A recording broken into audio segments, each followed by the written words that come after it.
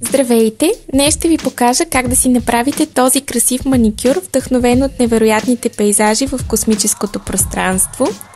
Започвам с нанасенето на тъмно син лак на всички ногти, след което използвам бял лак и ето такава гъбичка за омбре, която накъсвам предварително на малки парченца.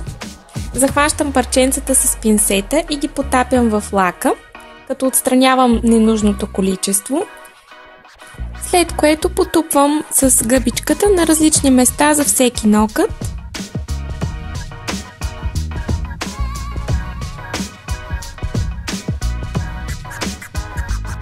Използвам този цикламен цвят, който има и леки синкави оттенъци и се връзва много добре с останалите цветове в маникюра.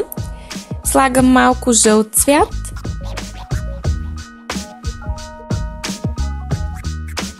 След което отново използвам основния цвят на маникюра, за да прелея по-добре краищата. И накрая реших да поставя още малко от цикламения цвят. Използвам този красив брокат с фини частици, който е перфектният завършек на маникюра.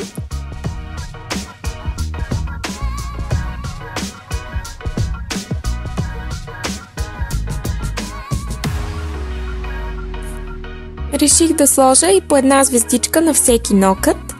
Използвам малко количество топ лак, след което поставям отгоре звездичката и притискам, за да се залепи добре. Накрая завършвам маникюра с топ лак, за да придам блясък и да прелея добре цветовете. Надявам се маникюрът да ви е харесал и да го изпробвате. Ще се радвам да видя вашите снимки на Facebook страницата ми Василена Snails и да прочета вашите коментари. Благодаря ви, че гледахте това видео и до скоро!